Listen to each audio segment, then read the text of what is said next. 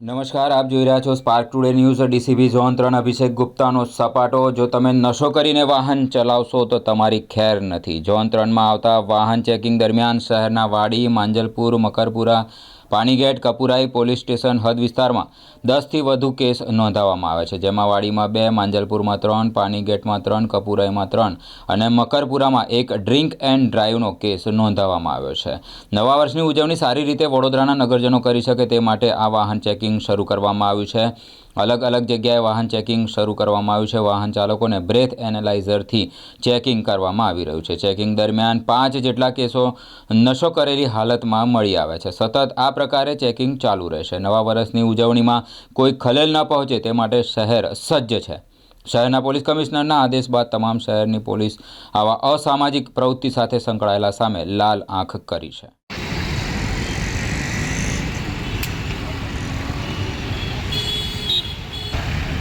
अंदर निवड़ा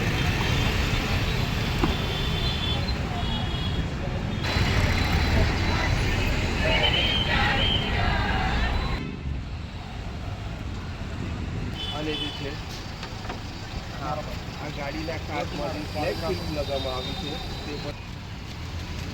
અને પહેલા પોલીસ પછી બધું શોધ્યા પોલીસ દ્વારા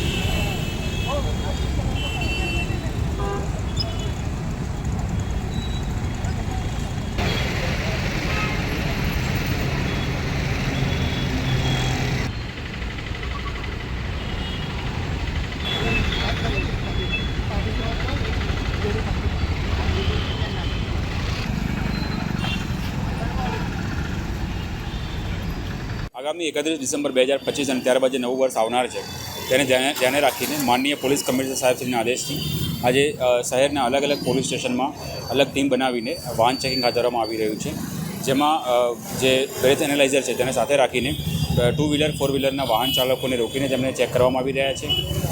તે અંતર્ગત અત્યારે વાડી પોલીસ સ્ટેશનમાં કુલ 2 કેસ, માંજલપુર પોલીસ સ્ટેશનમાં 3 કેસ, મકરપુરા પોલીસ સ્ટેશનમાં 1 કેસ અને પાણીગેટ અને કપુરાઈ પોલીસ સ્ટેશન કુલ મળીને કુલ 9થી વધુ કેસ અત્યારે હાલમાં છેલ્લા 2 કલાકમાં કરવામાં આવ્યા છે।